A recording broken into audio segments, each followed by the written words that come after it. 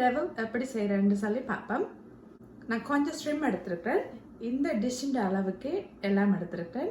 கொஞ்சம் ஸ்ட்ரிம், கொஞ்சம் வெங்காயம், கொஞ்சம் வெங்காயத்தால், red pepper, green pepper, orange pepper, கொஞ்சம் ஆயில், உள்ளி வந்து கொஞ்சம் கூட போடணும், அப்போ தான் அந்த ஃப்ளேவர் வரும். வந்து மிளகுத்தூள், உப்பு, மிளகாய் வந்து நான் அடித்து கொஞ்சம் பவுடராக வச்சுருக்கிறேன், soya sauce, green chilli, black bean sauce, red chilli sauce வந்து நான் உங்களுக்கு ஆல்ரெடி சொல்லியிருக்கேன். மற்ற ரெசிபியெல்லாம் நான் ஓனாக செய்து வச்சுருக்கேன். அந்த பேஸ்ட் தான் நான் யூஸ் பண்ண போகிறேன்.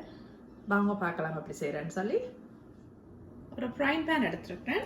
அதுக்குள்ள கொஞ்சம் ஆயிலாக ஆட் பண்ணுவேன்.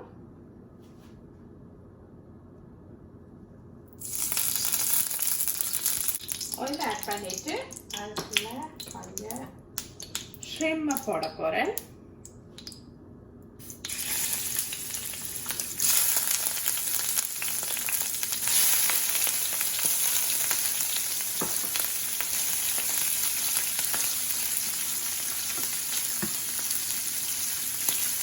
ஷ்ரிம்மை நீங்கள் தனியாக போட்டால் தான் அது கொஞ்சம் குக் பண்ணப்படும்.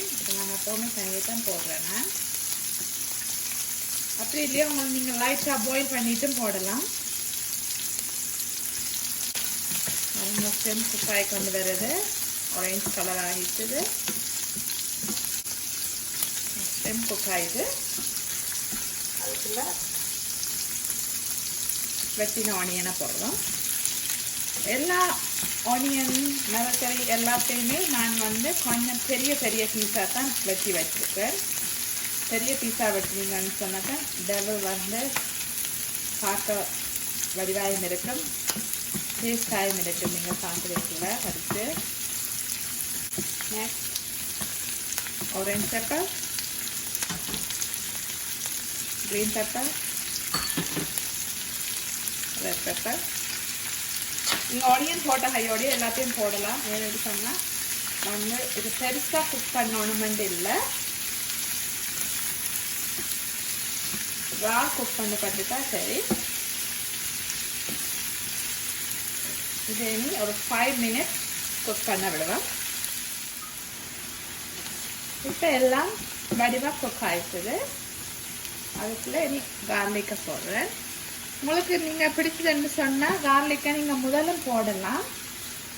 சில பேர் வந்து ஃபர்ஸ்ட் ஆயிலை விட்டுட்டு அதுக்குள்ள கார்லிக்கை போடுவினா ஃப்ளேவர் எடுக்கிறதுக்கு சில நேரம் வந்து கொஞ்சம் எரிஞ்ச மாதிரி வந்துடும். அதுக்காக நான் ரேட் ஆட் பண்ணுறேன். க்ரீன் சில்லி,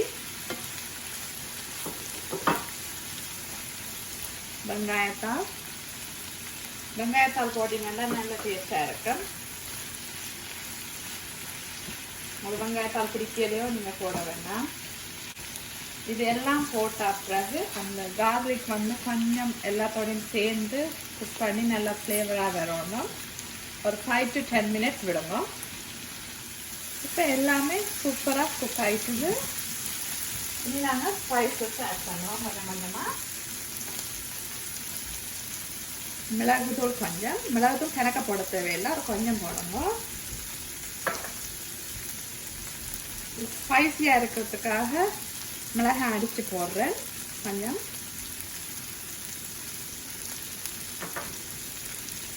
உப்பு வந்து ஒரு சொட்டு போடுங்க. என்னென்னு சொன்னால் பிளாக் பீன்ஸ்லேயும் கொஞ்சம் உப்பு இருக்குது, பிளாக் பீன்ஸ் சாஸில் வந்து. அப்போ உப்பு பெருசாக நீங்கள் ஆட் பண்ண தேவையில்லை. உங்களுக்கு பார்த்துட்டு நீங்கள் இதில் டேஸ்ட் பண்ணி பார்த்துட்டு உப்பு தேவைன்னு சொன்னால் நீங்கள் போடலாம். கொஞ்சம் பிளாக் பீன் சாஸ்,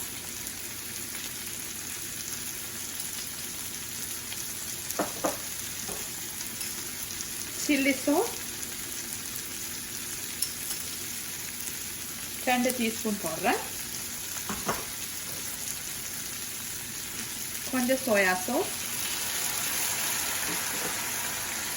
எல்லாத்தையும் போட்டுட்டு நல்லா மிக்ஸ் பண்ணுவோம்.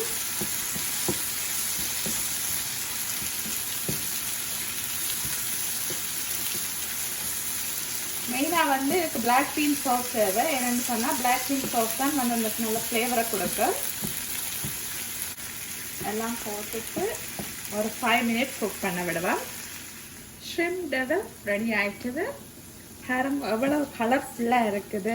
நீங்கள் red pepper, green pepper, orange peppers எல்லாம் போட்டபடியாக நல்ல கலர்ஃபுல்லாக இருக்குது. இது உங்களோட விசிட்டர்ஸ் வரணுமென்று சொன்னால் நீங்கள் திடீரெண்டு ஏதாவது ப்ரிப்பேர் பண்ணணுமென்று சொன்னால் ஃப்ரைட் ரைஸோட ஷ்ரிம்ப் டெவலும் செய்துட்டு கொடுத்து பாருங்கள். அதுக்கு நல்லா பிடிக்கும். நான் இப்போ எப்படி பிளேட்டில் சர்வ் பண்ணுறேன்னு சொல்லி உங்களை காட்டுறேன்.